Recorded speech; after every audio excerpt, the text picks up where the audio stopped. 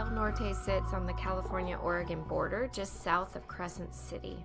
And this is beautiful country, but I've never been during the summer when it's dry.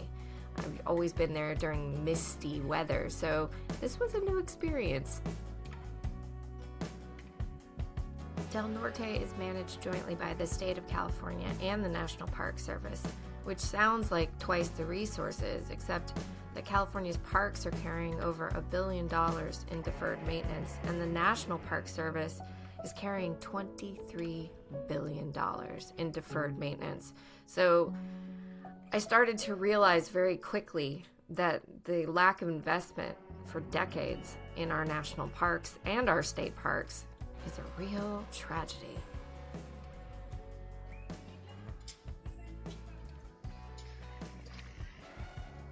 The campsites are spacious and private. Some are tucked in the woods. Some are really cool and they're at high elevation, or they have a really neat tree trunk incorporated, but it books months in advance. I mean, I only got a spot because of a cancellation, and it cost me $65, which was the most expensive campsite on the entire trip, but I really wanted to go there.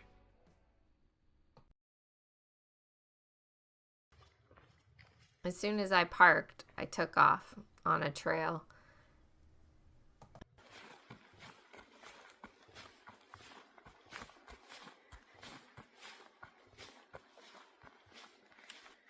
Look how beautiful. What I found interesting was there were no signs at the trailhead that there were broken bridges, or that trees were down, or that trails were even closed.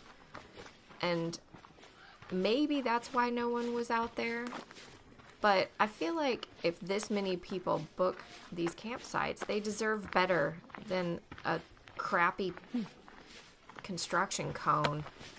Trees fell down.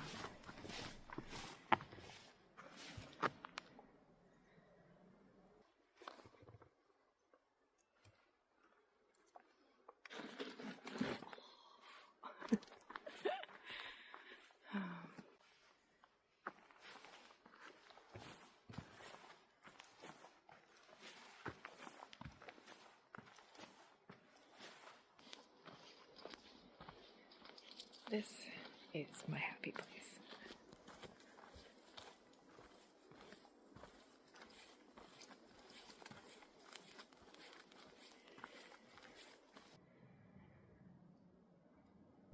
Del Norte doesn't have the largest redwood trees, but even deteriorating, these trees have been there longer than any infrastructure around them, and they will outlast whatever's failing now.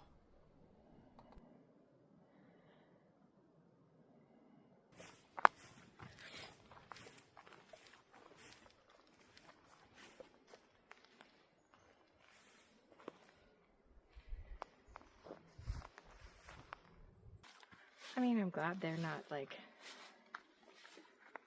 so cautious that they're closing the trails.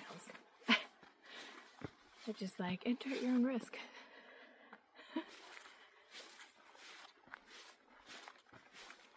Okay.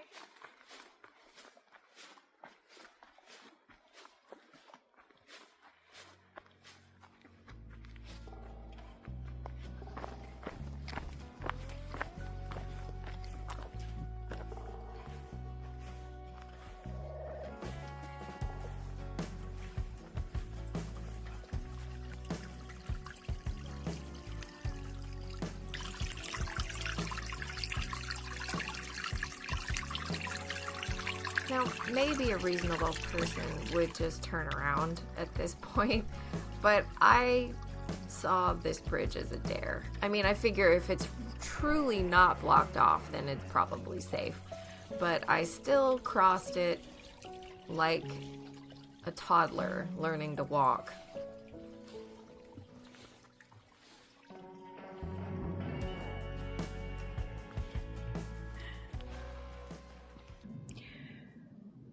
So, technically, I don't know where I am.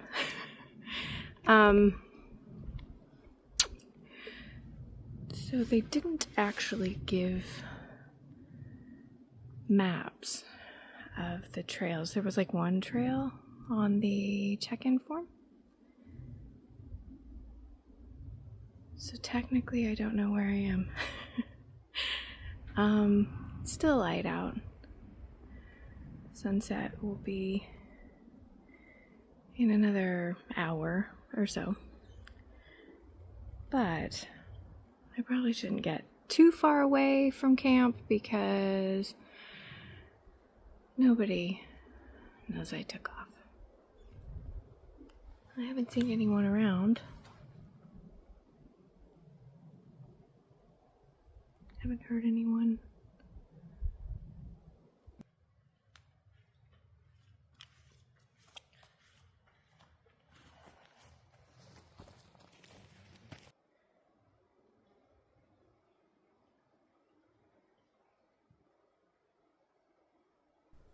Not all bridges were falling apart, just a little old. The trailheads that I took were both very close to the park, and they're very short, but there are long trails that you can take out along the coast from the campground just across the road. At this point, I still had this idea that I was going to edit videos and do all of this work on the road. So I downloaded my photos to my laptop and sat there trying to work, being eaten alive by mosquitoes.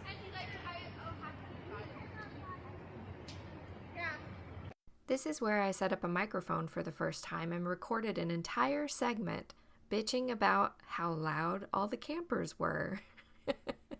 And didn't record any of it. You're welcome. Episode 5, everybody.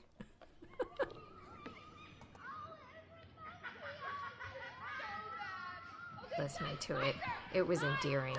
I mean, there were families everywhere. Grandparents in camp chairs and kids doing ranger programs, and there's outdoor movie nights.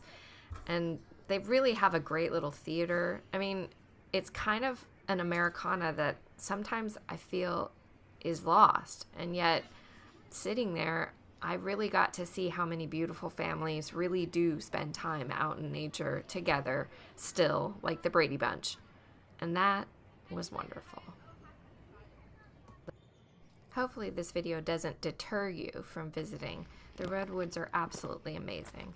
In fact, I love them so much I'm going to go to the other state and national parks next week when I'm driving back down south. So stay tuned for videos of that. My first post-race run is up a steep hill in the Redwoods. Pretty great.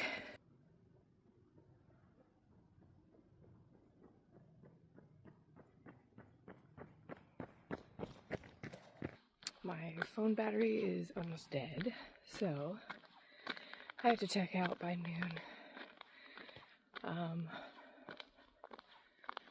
Slept in the car last night because I only got one day here. It's so packed. It's such high season that I didn't see the point. And actually, it was great. It was great. It worked perfect. It was comfortable. I slept like a rock. Alright. I'm gonna go finish my run. Bye, yo! I used my little camp stove to boil water so that I could have my tea and oatmeal and an apple. And I sat there thinking, I can do this. I can do this. I can camp.